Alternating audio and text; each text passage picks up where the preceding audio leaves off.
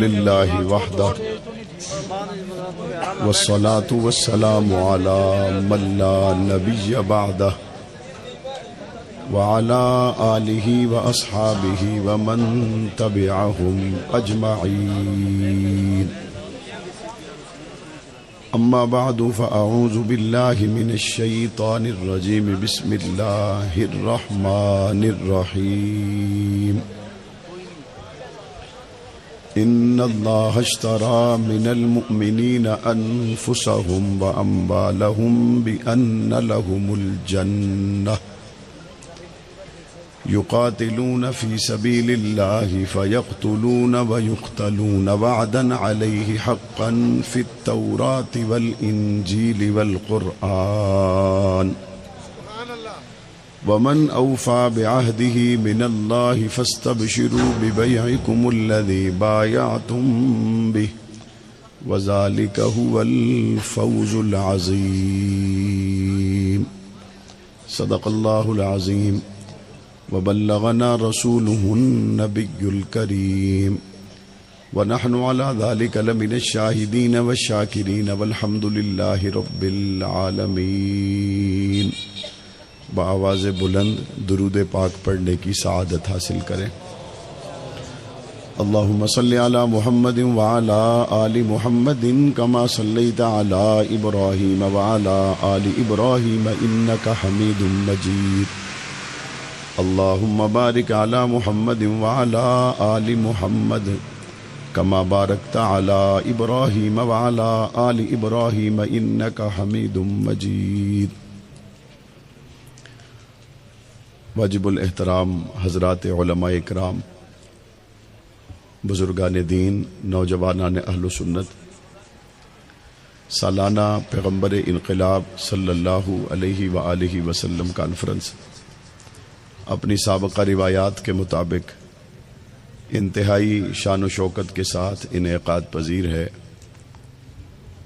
منتظمین جلسہ کو خوبصورت کانفرنس کے انعقاد پر دل کی گہرائیوں سے مبارکباد پیش کرتا ہوں.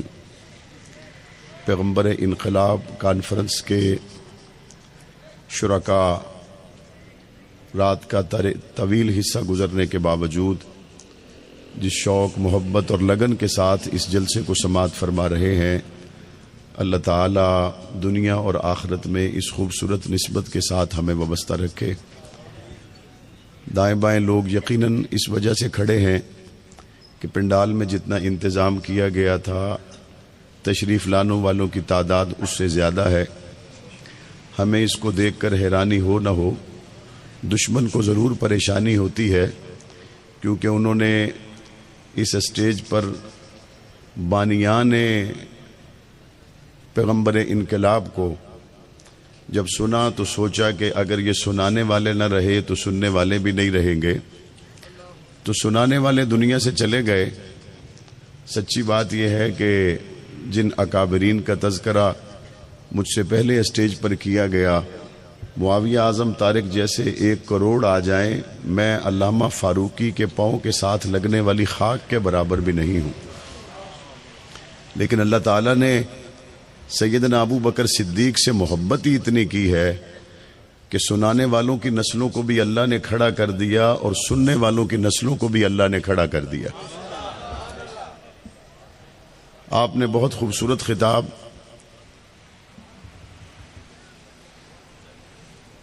شہدائے ناموس صحابہ کے با اعتماد اور ہمارے لیے ہر لمحہ سراپا شفقت حضرت علامہ مسعود الرحمان عثمانی صاحب دامت برکاتہم العالیہ کا سماعت کیا. یہ بالکل مناسب نہیں ہے کہ ان کی گفتگو کے بعد میں گفتگو کروں، لیکن حضرت ہی کے حکم پر اور اسلام آباد کے احباب کے حکم پر مجھے ایسا کرنے کے لیے کہا گیا. لیکن میں مناسب نہیں سمجھتا کہ حضرت کی گفتگو کے بعد گفتگو کی جائے. یہ ان لوگوں میں سے ہیں جنہوں نے ان حالات میں سر اٹھا کے سفر طے کیا جن حالات میں سر ہی کم تھے.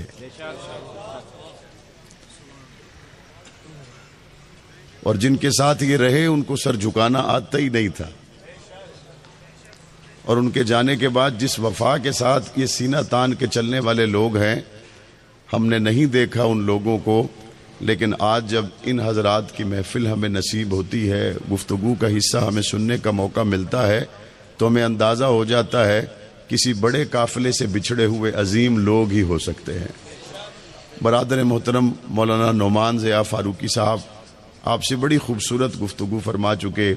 اسٹیج پر قائد کشمیر علامہ تصدق حسین مغل صاحب حفظہ اللہ تعالی، اور ہمارے بہت ہی پیارے بھائی مولانا عبد الرحمن معاویہ، عزیزم محمد وقار، مولانا یعقوب طارق صاحب، اور ہمارے دیگر یہاں پر موجود حضرات علماء اکرام تشریف فرما ہیں۔ اللہ تعالیٰ اس کانفرنس کو تا قیامت باقی رکھے۔ سامعین محترم، حضور نبی کریم صلی اللہ علیہ وآلہ وسلم نے مکہ مکرمہ میں جن لوگوں کو مخاطب کیا، وہ لوگ وہ تھے کہ ہزاروں سال سے اس دھرتی پر کوئی نبی نہیں آیا تھا۔ حضور نے جن لوگوں کو مخاطب کیا، یہ لوگ وہ تھے کہ ان کو اس بات کا اندازہ ہی نہیں تھا کہ مرنے کے بعد بھی کوئی زندگی ہے۔ یہ اس بات کو جانتے ہی نہیں تھے کہ حساب و کتاب بھی ہوگا۔ عاص بن وائل نام کا ایک کافر حضور کے پاس آتا ہے اور اس کے ہاتھ میں ایک بوسیدہ ہڈی ہوتی ہے، اور حضور علیہ السلام کے سامنے وہ اس طرح اس بوسیدہ ہڈی کو مسل دیتا ہے اور وہ ریزہ ریزہ ہو کے زمین پہ گرتی ہے۔ یہ عاص بن وائل حضور کو مخاطب کر کے کہتا ہے، اے محمد، جب ہم اس طرح بوسیدہ ہڈی کی طرح ہو گئے، تم ہمیں تب کا وعدہ دیتے ہو کہ ہم دوبارہ زندہ ہو کر اٹھیں گے؟ یہ تو بات عقل میں آنے والی نہیں ہے۔ پاک پیغمبر نے جواب دیا، عاص بن وائل، اللہ ان ہڈیوں کو دوبارہ جوڑ کر بندوں کو کھڑا کرے گا، اور میں محمد گواہی دیتا ہوں اس دن تو جہنم کا ایندھن بنے گا۔ یہ وہ لوگ تھے جن کو پتہ ہی نہیں تھا کہ نبی کیا ہوتا ہے، رسول کیا ہوتا ہے، مرنے کے بعد جی اٹھنا کیا ہوتا ہے، پل صراط کیا ہے، حشر کیا ہے، دائیں ہاتھ میں نامہ اعمال کیا ہے، بائیں ہاتھ میں نامہ اعمال کیا ہے۔ یہ سرے سے ان ساری باتوں سے لا تعلق تھے، اور اس بات کو بڑی حیرانی سے ایک دوسرے کو بتاتے تھے کہ تم نے سنا وہ جو نیا شخص آیا ہے جو نبوت کا دعوے دار ہے، وہ یہ کہتا ہے کہ کوئی خدا حاجت روا نہیں ہے، کوئی خدا مشکل کشا نہیں ہے، صرف ایک خدا کے سامنے جھکنے کی بات کرتا ہے۔ یہ ایک خدا کے سامنے جھکنے کی بات کرنے والا اور یکسر 360 خداؤں کی نفی کر دینے والا شخص، یہ ہمیں تو کوئی بات سمجھ میں نہیں آتی۔ چنانچہ بڑے لمبے چوڑے منصوبے بنانے کے بعد ایک مرتبہ یہ حضرت ابو طالب کے پاس پہنچے اور جا کے ان سے کہا، آپ کے بھتیجے نے بڑا پریشان کیا ہے، اس کو بلائیں اور ہماری اس سے ذرا بات چیت کروائیں، یہ روزانہ جو مکے میں مسئلے پیدا ہو رہے ہیں ان کا کوئی حل نکلنا چاہیے۔ چنانچہ حضور کو بلایا، اور بلانے کے بعد 3 باتیں انہوں نے حضور سے کی۔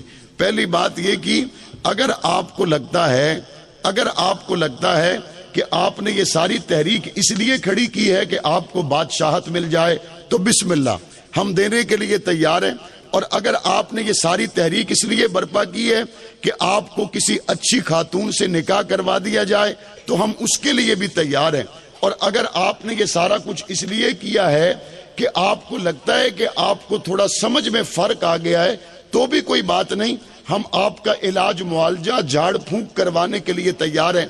میرے نبی محترم صلی اللہ علیہ وسلم نے ساری بات کو سن لیا، اور جواب میں وہ دیکھنے لگے اب حضور کی زبان سے جواب کیا آتا ہے۔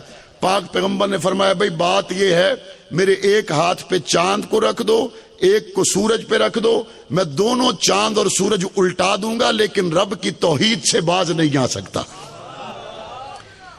پھر انہوں نے کہا اچھا کوئی اور سکیم نکالیں، تو انہوں نے کہا اچھا ایسا ہو سکتا ہے کہ ایک دن آپ ہمارے خداؤں کی عبادت کر لیں اور ایک دن ہم آپ کے خدا کی عبادت کر لیں۔ اگر ایسا ہو جائے تو یہ بھی ایک بڑا درمیانہ راستہ ہے اور بڑا معقول فارمولہ ہے، اس پہ اگر آپ آ جائیں تو یہ مسئلہ ختم ہو جائے گا۔ حضور نے فرمایا یہ نہیں ہو سکتا۔ پھر کہنے لگے اچھا اگر آپ 1 مہینے تک ہمارے بتوں کی عبادت، ہم 1 مہینے تک آپ کے خدا کی عبادت کریں اور آپ صرف 1 دن کے لیے ہمارے خدا کی عبادت کریں۔ حضور نے فرمایا یہ نہیں ہو سکتا۔ کہا اچھا ایسا ہو سکتا ہے کہ 1 دن کے لیے آپ ہمارے خداؤں کی عبادت کریں، ہم پورا سال کے لیے آپ کے خداؤں کی عبادت کریں۔ حضور نے فرمایا نہیں ہو سکتا۔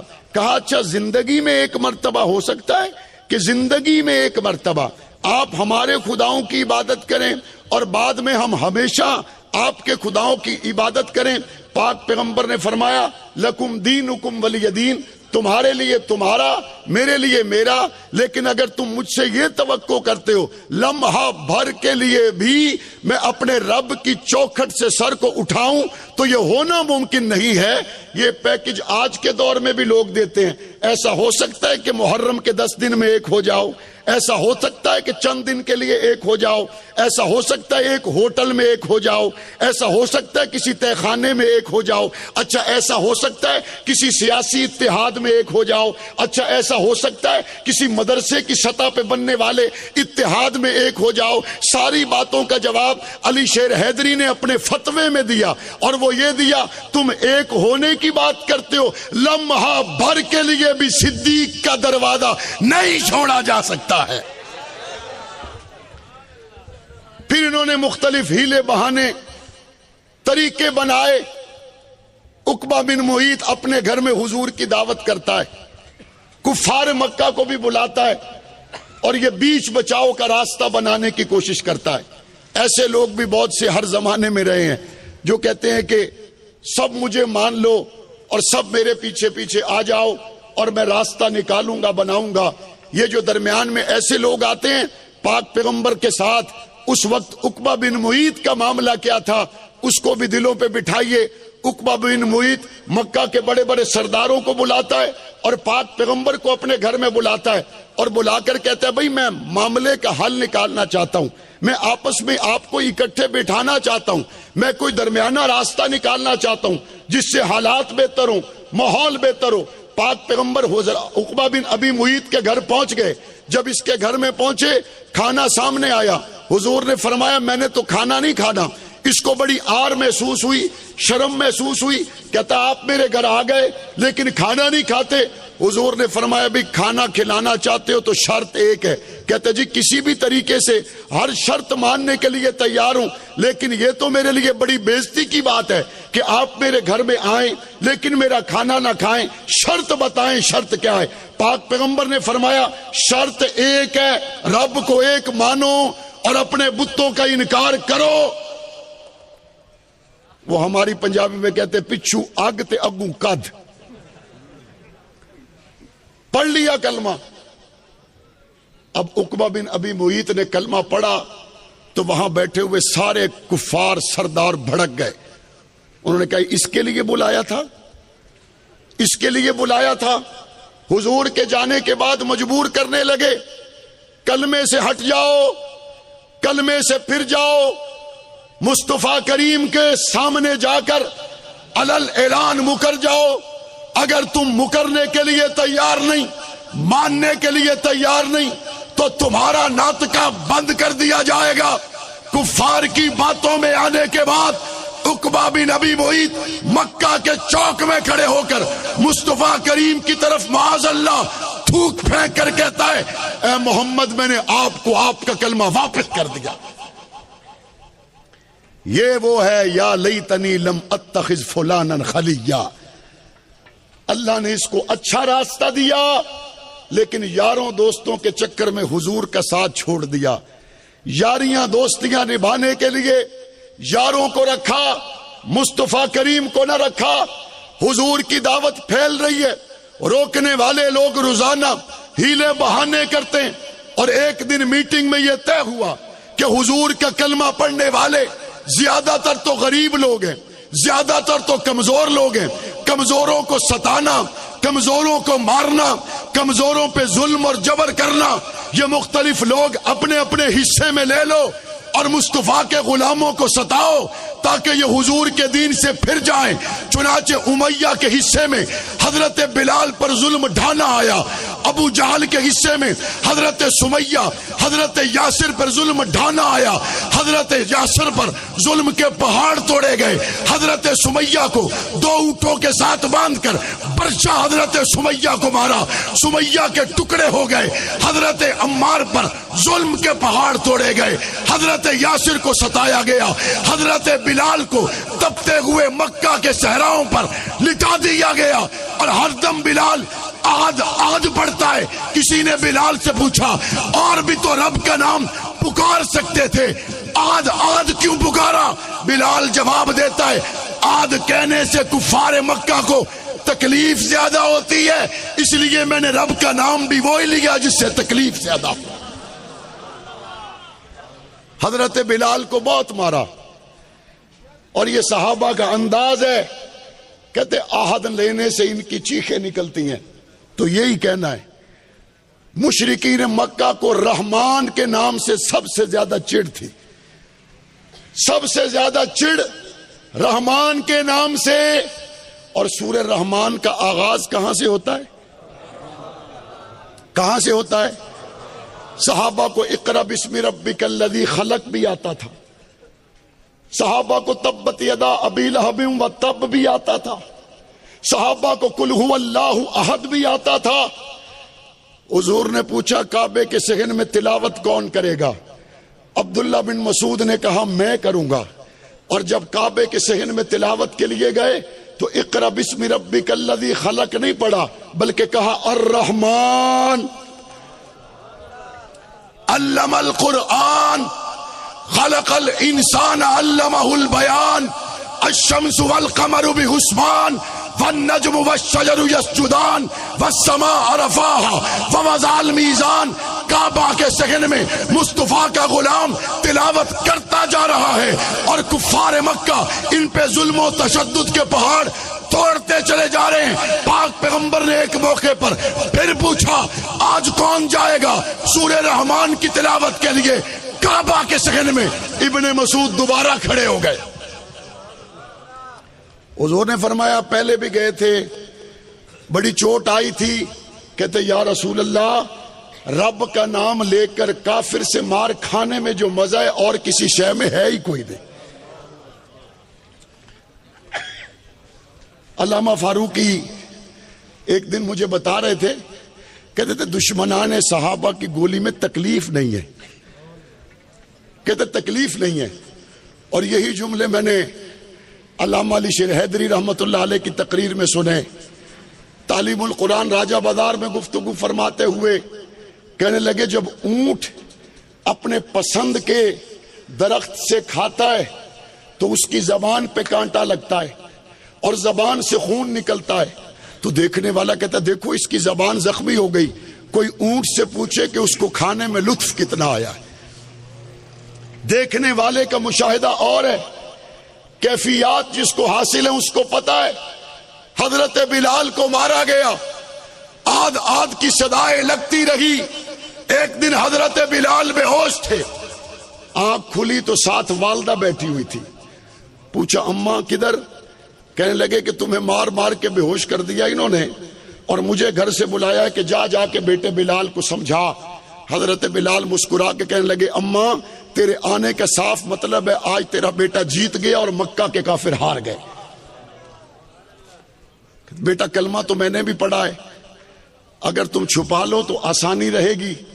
بلال نے جواب دیا اماں بات یہ ہے انہوں نے جو کرنا تھا کر لیا۔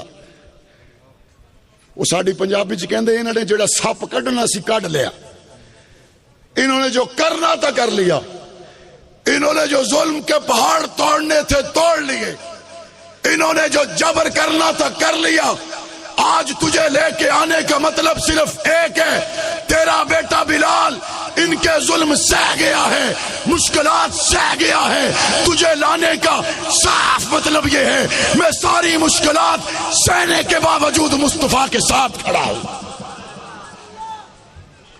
حضرت بلال رضی اللہ تعالیٰ عنہ پر مشکلات، حضرت خباب پر مشکلات، حضور کے اصحاب پر مشکلات۔ ان لوگوں کو اللہ کے رسول کا دامن جب تھامنے کا اللہ نے موقع عطا کر دیا تو یہ چنے ہوئے لوگ تھے، اور کیسے چنے ہوئے تھے؟ ابو بکر صدیق رضی اللہ تعالیٰ عنہ کے حالات میں لکھا ہوا ہے کہ جب یہ اپنی والدہ کے پیٹ میں تھے تو اس وقت ان کی والدہ جنگل میں تنہا لکڑیاں چننے کے لیے گئی تو ان کو غیب سے آواز آئی تمہارے پیٹ میں ایک ایسا بچہ ہے جو آخری نبی کا پہلا ساتھی ہوگا، اور اللہ نے اس کا لقب صدیق بھی رکھا ہے، عتیق بھی رکھا۔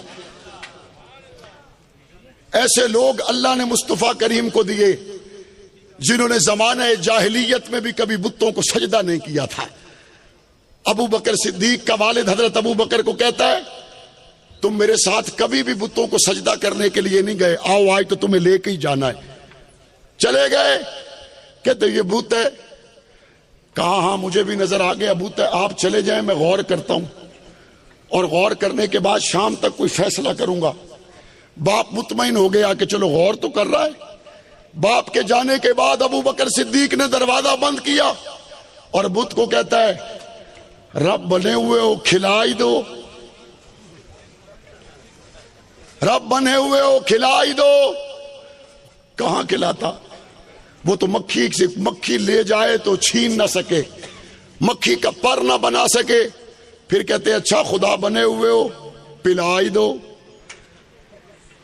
اچھا کھلاتے پلاتے بھی نہیں ہو، پتھر اٹھا کے کہا کھلانا بھی نہیں ہے پلانا بھی نہیں ہے تے اپنا بچانا تو کرنا۔ ابو بکر صدیق نے پتھر دے مارا، بت ہو گیا پاش پاش۔ باپ واپس آ کے کہتے چنگا غور کیتا ہے، چنگا غور کیتا ہے۔ بت کو توڑ دیا، کہا ابا جو کھلانے کے نہیں پلانے کے نہیں، وہ کہتے نہ کام کا نہ کاج کا، دشمن اناج کا۔ بہت سے لوگوں کو جب وہ اپنے آپ کو بت بنا لیتے ہیں اور ان کو لگتا ہے کہ ہم سے بڑا دنیا میں طاقتور اور کوئی نہیں، اور ان کا خیال یہ ہوتا ہے دنیا کے سارے لوگ ہمارے سامنے سجدہ کریں گے، یاد رکھو ابو جہل اتبا و شیبہ کی اولادیں اس وقت کے بتوں کو اور آج کے بتوں کو سجدہ کر سکتی ہیں۔ اتبا و شیبہ کے نام لینے والے اس وقت کے فرعونوں کو اور آج کے فرعونوں کو سجدہ کر سکتے ہیں۔ حق نواز کے ماننے والوں کا تعلق فرعونوں سے نہیں ہے، ابو بکر صدیق سے ہے۔ ان کا تعلق اتبا و شیبہ کے بنائے ہوئے لات و عزا سے نہیں ہے، عمر فاروق عثمان و علی سے ہے۔ دنیا کا جو بھی سامراج بن کر آئے گا اس کے سامنے سر نہیں جھکایا جا سکتا، یہ سر جھکتا ہے تو رب کے سامنے جھکتا ہے۔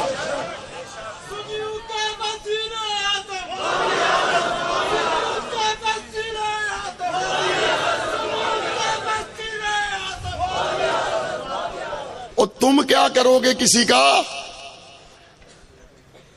تم تو وقت کے بادشاہ ہوتے ہوئے اپنے بھائی کو نہیں لا سکتے، تم کیا کر سکو گے کسی کا؟ چار جگہ پہ حکومت ہوتے ہوئے یہاں تک نہیں پہنچ سکتے، تم کیا کرو گے کسی کا؟ وہ نہ کر سکا جو مٹھیاں لہرا کے کہتا تھا، وہ جو مٹھیاں لہرا کے کہتا تھا میں بڑا طاقتور ہوں مضبوط ہوں۔ لال مسجد والے تو ادھر ہی ہیں، تم کدھر ہو؟ جامعہ حفصہ کی بیٹیاں ادھر ہیں، بتاؤ تم کدھر ہو؟ اور ہماری تاریخ پوچھنی ہے تو شاملی کے میدانوں سے پوچھو، ہماری تاریخ پوچھنی ہے کالا پانی کے جزیروں سے پوچھو، ہماری تاریخ پوچھنی ہے کالا پانی اور مالٹا کے جزیروں سے پوچھو، ہماری تاریخ پوچھنی ہے شاہ ولی اللہ سے پوچھو، ہماری تاریخ پوچھنی ہے سلطان سراج الدولہ سے پوچھو، ہماری تاریخ پوچھنی ہے ٹیپو سلطان سے پوچھو، اور ہماری تاریخ پوچھنی ہے حق نواز سے پوچھو، اعظم طارق سے پوچھو۔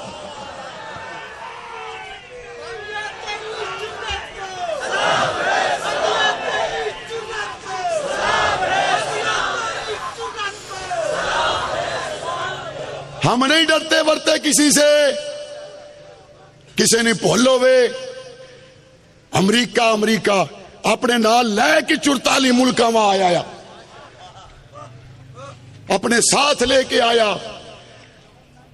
اور سامنے کھڑے ہوئے لوگوں کے بوٹوں میں تسبیح کوئی نہیں۔ دنیا کی سپر طاقتوں کو لے کر آیا، سامنے کھڑے ہونے والوں نے درس پینٹاگون سے نہیں عمر فاروق سے سیکھے تھے۔ جب بات آتی ہے آبرو مصطفیٰ کی، بات آتی ہے حضور کے اصحاب کی، اس بات کو کرنے والا طبقہ دنیا کے فرعونوں کو ذہن میں نہیں رکھتا، گنبد خضرا کو ذہن میں رکھتا ہے۔ حضرت ابو بکر صدیق رضی اللہ تعالی عنہ حضور کے شانہ بشانہ اور حضور کے اصحاب ظلم سہتے ہوئے، تکلیفیں برداشت کرتے ہوئے، مارے کھاتے ہوئے، مکہ کی دھرتی پر قربانیاں پیش کرتے ہوئے، اور پاک پیغمبر کیا فرما رہے ہیں؟ وَاجْعَلْ لِي مِن لَّدُنْكَ سُلْطَانًا نَصِيرًا۔ اللہ کا یہ فرمان صحابہ کرام کی تسلی بندھانے کے لیے، اے محمد کے صحابہ پریشان نہ ہونا، اللہ تمہیں وہ حکومت عطا کرے گا، وہ غلبہ عطا کرے گا جس میں دوبارہ زبر زیر کا امکان ہی کوئی نہیں۔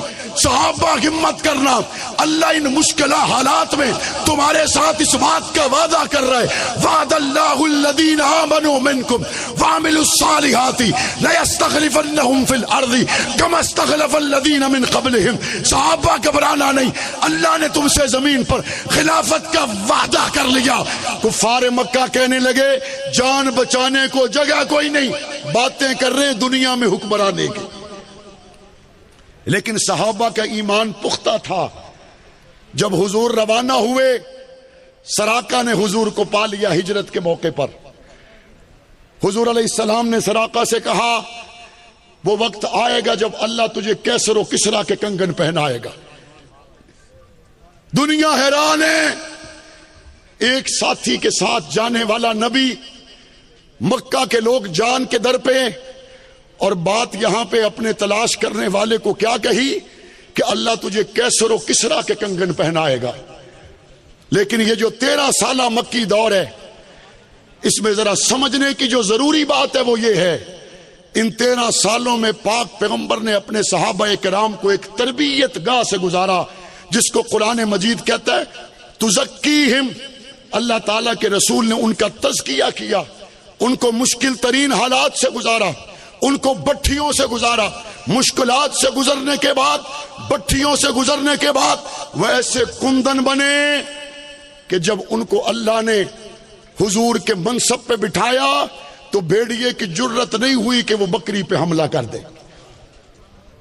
حضور کے صحابہ ان 13 سالہ مشکلات کے دور سے گزرے، اور حضور علیہ السلام کے ساتھ جب وہ مدینہ میں پہنچے تو ایسا نہیں کہ مدینہ منورہ میں پہنچنے کے بعد پھولوں کی سیج تھی۔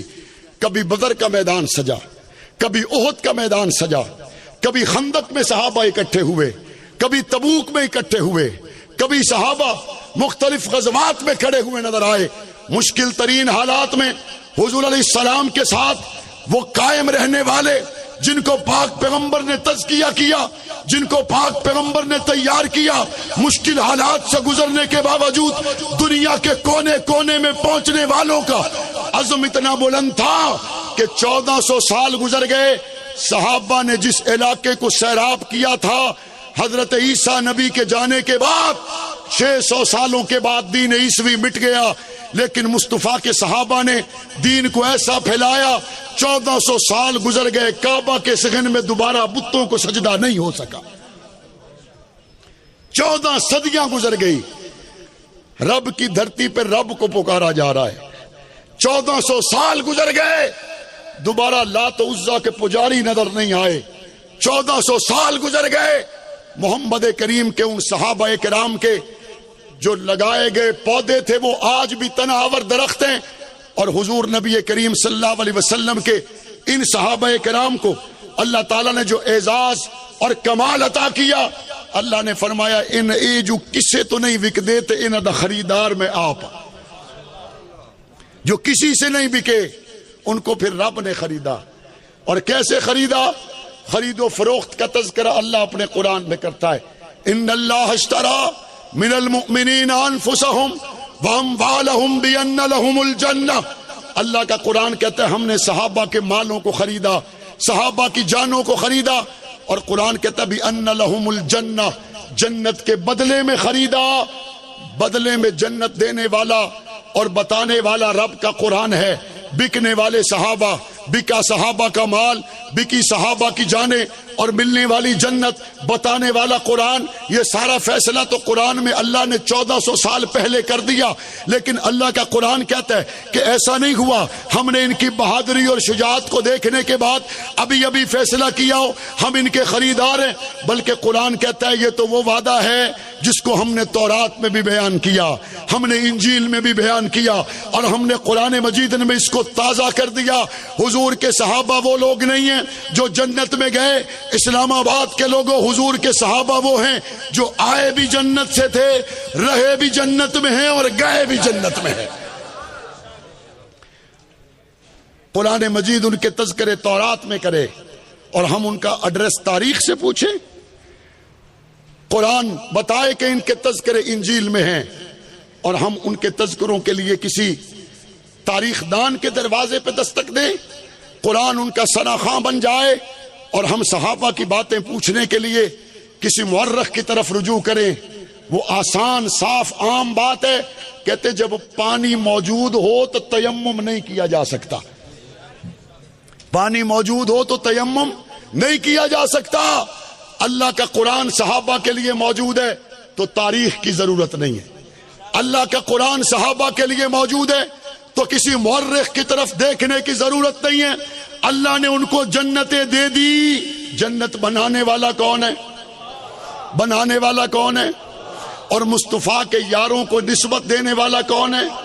اور ان کے جانوں کو خریدنے والا کون ہے؟ اور ان کی مالوں کو خریدنے والا کون ہے؟ اور بدلے میں جنت دینے والا کون ہے؟ یہ پھر جڑے آج کل بندے چیمپئن بڑے انہاں نہ بھی کو کم ہے وے، جنت بنانے والا رب، دینے والا رب، حضور کی نسبت عطا کرنے والا رب، جانوں اور مالوں کو خریدنے والا رب۔ اب 1400 سال گزر گئے، رب انہی کے مالوں کا خریدار ہے جو مصطفیٰ کی غلامی میں خرچ ہوں، رب انہی کی جانوں کا خریدار ہے جو مصطفیٰ کی غلامی میں خرچ ہوں، رب انہی کو محبت کی نظر سے دیکھتا ہے جو حضور کی ختم نبوت کا علم لہرانے والے ہوں، رب محبت سے انہی کو دیکھتا ہے جو اصحاب و اہل بیت کی محبت کا علم اٹھانے والے ہوں۔ آپ کو مبارک ہو، 1400 سال کے بعد اللہ تعالیٰ نے حضور کی ختم نبوت کے لیے، صحابہ اہل بیت کے لیے اگر مالوں کو پسند کیا تو آپ ہیں، اگر جانوں کو پسند کیا تو آپ ہیں، اگر وقت کو پسند کیا تو آپ ہیں۔ انشاءاللہ ثم انشاءاللہ اولادیں بھی قربان کرنی پڑی حضور کی ختم نبوت پر کر جائیں گے، لیکن اس موقف پہ کل بھی قائم تھے، آئندہ بھی قائم رہیں گے انشاءاللہ۔ قائم رہیں گے یا نہیں رہیں گے؟ آج صبح میں جنگ میں تھا، وہاں پہ ہماری انٹرنیشنل کانفرنس تھی، 120 مقالے وہاں پڑھے گئے، درجنوں ممالک سے وہاں ہمارے مہمان تشریف لائے، جس میں بعض انگریز تھے، ان میں بعض دیگر مذاہب کے لوگ تھے، ایک دو انگریز وہاں ایسے تھے جن کو اردو بھی بڑی اچھی آتی تھی۔ وہاں جب وہ آئے، ہمارے جنگ کے یونیورسٹی کے اساتذہ نے ان کو بتایا کہ مولانا اعظم طارق وہ تھے جو جیل میں تھے اور الیکشن جیت گئے۔ تو وہ انگریز 2 مرتبہ دائیں بائیں دیکھ کے دوبارہ اس کو کہتا ہے ہم نے اس طرح کا واقعہ پہلے نہیں سنا۔ میرے بارے میں وہ ان کو بتانے لگے تو وہ کہنے لگے آپ کے بارے میں جو بات پھیلائی گئی ہے وہ تو مختلف ہے۔ میں نے کہا ہماری سب سے بڑی دلیل یہ ہے، ہم جس شہر میں رہتے ہیں اگر وہاں کے شہر کے لوگ علامہ محمد اعظم طارق کو قید و بند کی صحبتوں میں دیکھنے کے باوجود ایوانوں میں پہنچاتے ہیں اور ان کے بیٹے پر جب جماعت اعتماد کرتی ہے تو 70,000 کے قریب ووٹ دے کر ہمیں اسمبلیوں میں پہنچاتے ہیں، تو یہ سب سے بڑی دلیل ہے ہمارے قریب رہنے والوں نے ہمیں سمجھا کہ یہ ختم نبوت کے محافظ ہے۔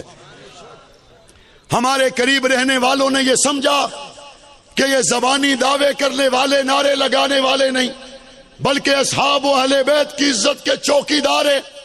میں نے کہا آپ کو پتہ نہیں ہے اس دھرتی پر رہنے والے وہ لوگ بھی ہیں جنہوں نے اپنے نبی سے محبت کی پاداش میں 29 سال تک قید و بند کی صحبتیں برداشت کی، لیکن صدیق اکبر کے دروازے پر کھڑے رہے۔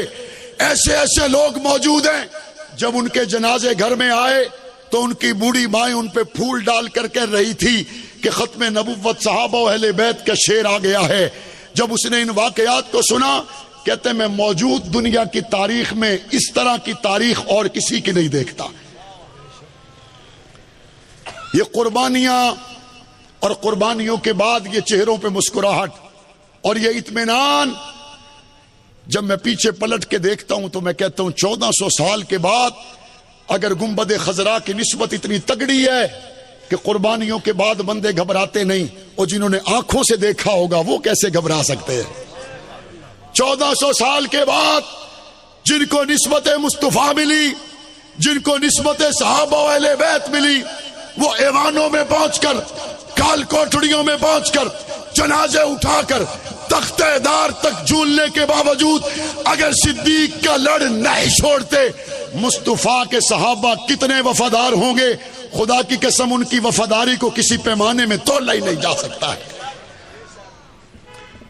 پورے عزم کے ساتھ، پورے اطمینان کے ساتھ اور پوری استقامت کے ساتھ اس قافلے میں شامل ہیں، اور انشاءاللہ ثم انشاءاللہ صحابہ اہل بیت کے گستاخ کے خلاف قانون بنوا کر دم لیں گے انشاءاللہ۔ میں نے پنجاب کے کئی علاقوں میں یہ کہا، آج اسلام آباد کے اس تاریخی اجتماع میں کہتا ہوں، تحفظ بنیاد اسلام بل حضور کی ختم نبوت کا بل تھا، امہات المومنین کی ناموس کے تحفظ کا بل تھا، صحابہ اہل بیت ان کی ناموس کے تحفظ کا بل تھا۔ اس بل کے خلاف بولنے والے ٹرانسجینڈر ایکٹ کے خلاف تو نہیں بولے۔ اس بل کی وجہ سے جن کے پیٹ میں مروڑ اٹھا، جب ٹرانسجینڈر ایکٹ کی بات آئی تو کسی جگہ پریس کانفرنس نہیں ہوئی، کسی اسمبلی میں بولتے ہوئے نظر نہیں آئے۔ اس کا مطلب ہے مغربی ایمان پر جو بل لایا جائے تم ان کے حمایتی ہو، اور پاکستان میں مسلمانوں کے ایمان کی ترجمانی کے لیے تحفظ بنیاد اسلام بل لایا جائے تم ان کی مخالفت کرتے ہو۔ پاکستان کا کھا کر پاکستان کو نقصان پہنچانے کی ہم تمہیں اجازت نہیں دیں گے۔ پاکستان کا کھا کر پاکستان کی نظریاتی سرحدات کے ساتھ کھیلنے کی ہم تمہیں اجازت نہیں دیں گے، اور ہم سیاسی طور پر تمہیں اس کا جواب دیں گے، اور جواب اس صورت میں ہوگا جس نے بنیاد اسلام بل کی مخالفت کی ہے آنے والے انتخابات میں انشاءاللہ وہ اسمبلیوں کا حصہ نہیں بن سکیں گے۔ ایسے لوگوں کو سیاسی طور پر مسترد کرنا چاہیے، نہیں کرنا چاہیے؟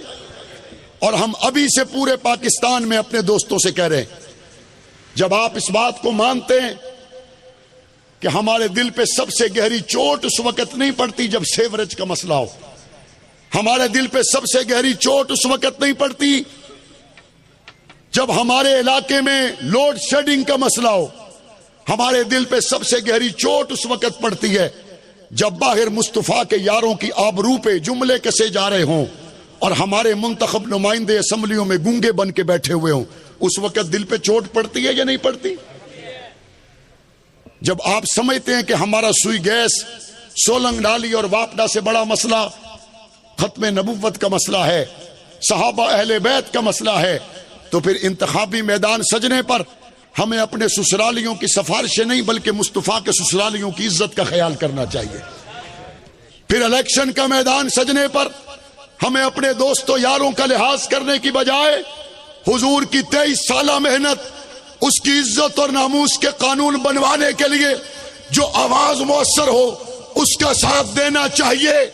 اور علامہ عثمانی صاحب کی تقریر کے دوران میرے دل میں یہ خیال آ رہا تھا، علامہ صاحب آپ نے ہمارے بزرگوں کا جھوٹا پیا ہے، آپ بڑے عظیم لوگ ہیں جن کے بارے میں یقین سے یہ کہا جا سکتا ہے کہ ایوانوں کی چکا چوند متاثر نہیں کر سکتی وہ آپ ہیں۔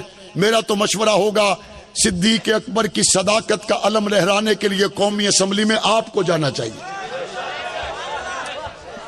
اور میرا تو یہ بھی مشورہ ہوگا کہ اسلام آباد کی 3 سیٹوں پر علامہ عثمانی کو خود الیکشن لڑنا چاہیے۔ ہمارا سولنگ مسئلہ نہیں ہے، ہمارا نالی مسئلہ نہیں ہے، ہمارا مسئلہ سوئی گیس نہیں ہے، ہم وزارتوں کے طلبگار نہیں ہیں۔ پچھلے عرصے میں ہمیں مختلف سیاستدان کہتے رہے جی وزارت لے لیں، وزارت لے لیں، وزارت لے لیں۔ وزارت ہمارے پیچھے پیچھے تھی اور الحمدللہ ہم نے اس کو پاؤں کی میل سمجھا اور آگے چلے گئے۔ مجھے ایک آدمی نے کہا وزارت لے لیتے، ساری زندگی ساتھ یہ لقب لگا رہتا کہ تم سابق وزیر ہو۔ میں نے کہا یہ نسبت کم ہے کہ میں ابو بکر صدیق کا غلام ہوں۔ آگ لگاتے ہیں تمہاری وزارتوں کو، نبی کی عزت سے بڑھ کے کوئی شے نہیں ہے۔ ایوانوں میں ایسی آوازوں کا پہنچنا ناگزیر ہو چکا ہے جو مفادات کو دیکھے بنا دیکھنے کی بجائے، سیاسی نعروں کا شکار ہونے کی بجائے حضور کی ختم نبوت کے پہرے دار بنے۔ میں اس پہ تبصرہ نہیں کرنا چاہتا، لیکن آپ لوگ گواہ ہیں۔ آج 3 نومبر کا دن گزرا، 2 نومبر کو مولانا سمیع الحق کو شہید کیا گیا تھا، اور انہی دنوں میں آسیہ ملونہ کو رہا کیا گیا تھا۔ پنجاب اسمبلی میں غازی علم الدین کی شہادت 31 اکتوبر کو، اور غازی علم الدین کی شہادت کے دن حضور کی گستاخ آسیہ ملونہ کو رہا کرنے کا کیا مطلب ہے؟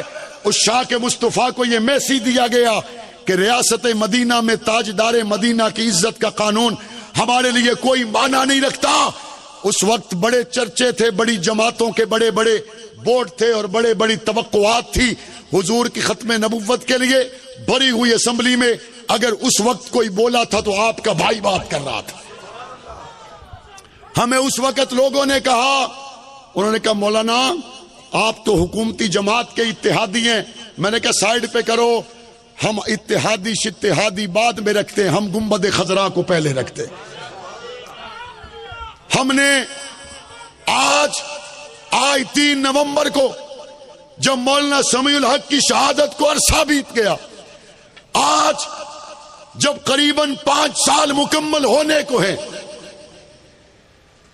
اور جب واقعات کو تلاش کیا جائے تو سب سے زیادہ مظلوم ریاست مدینہ میں تاجدار مدینہ کا نعرہ لگانے والے رہے۔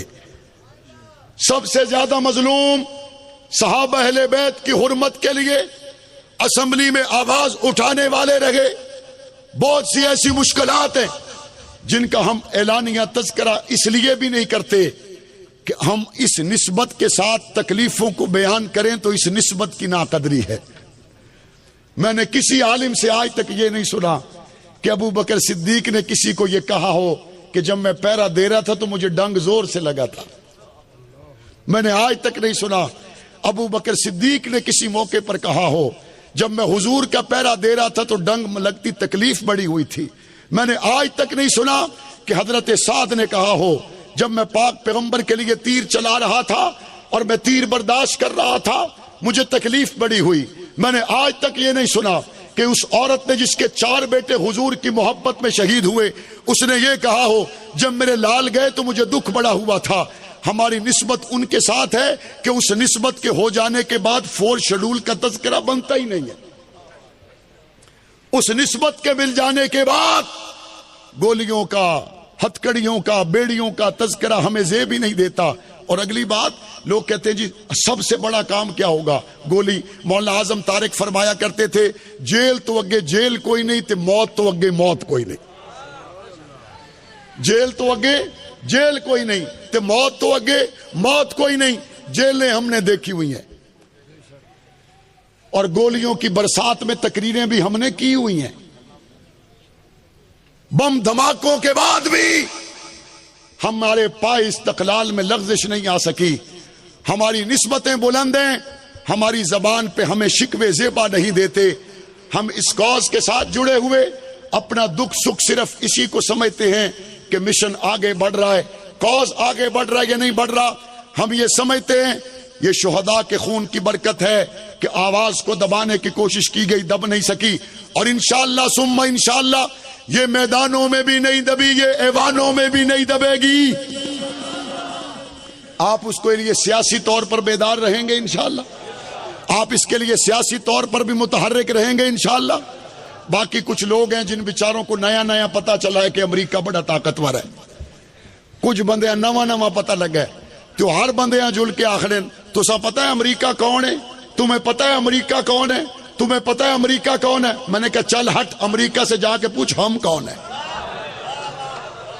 ہمیں نہ بتاؤ امریکہ کون ہے، امریکہ سے جا کے پوچھو اعظم طارق کون ہے۔ ہمارے پتے پوچھنے ہیں تو ان سے پوچھو جن کو ہم نے دھول چٹا کے بھیجا ہے، اور انشاءاللہ صحابہ کے گستاخ کے خلاف قانون پاس ہوگا۔ میدانوں میں بھی بیدار رہیں گے، ایوانوں میں بھی بیدار رہیں گے، اور انشاءاللہ ہر آنے والے وقت میں پہلے سے زیادہ قوت کے ساتھ میدانوں میں نکلیں گے۔ اور آپ سے یہ پوچھنا چاہتا ہوں، تحفظ بنیاد اسلام بل کے لیے اگر آپ کو اسلام آباد کی شاہراہ دستور پر بلایا گیا تو آؤ گے؟ آپ کو لاہور بلایا گیا تو آؤ گے؟ جب آواز دی گئی تو لبیک کہو گے؟ آج کے جوان سے کہنا چاہتا ہوں، اٹھ شیر مجاہد ہوش میں آ، تعمیر خلافت پیدا کر، کیوں فرقے فرقے ہوتا ہے، اب ایک جماعت کو پیدا کر تو بھی ترقی دنیا میں، اسباب تجارت پیدا کر، قارون کی دولت ٹھکرا دے، عثمان کی دولت پیدا کر، اسلام کا دم تو بھرتا ہے، کفار سے پھر کیوں ڈرتا ہے، یا تو اسلام کا نام نہ لے یا شوق شہادت پیدا کر، اور دل سے یہ کہہ کرا گھبرائے نہ، حالات بدلنے والے ہیں، جو کانٹے بن کر آئے تھے وہ لمحے ٹلنے والے ہیں، مظلوموں کی یاہوں نے شولوں کی ردائیں پہنی ہیں، یہ جال کے سیادوں کے اب سڑنے گلنے والے ہیں، ہمت لگی طوفانوں میں جذبوں کو ہمارے چھین سکے، جتنا ہم سے الجھو گے ہم اور مچلنے والے۔ آپ ہماری ویڈیو پسند کرتے ہیں تو اس چینل کو سبسکرائب کر دیجئے اور ساتھ میں بیل آئیکن دبا کر آل نوٹیفیکیشنز آن کر دیں تاکہ آپ کو ساری ویڈیوز فوراً ملتی رہیں۔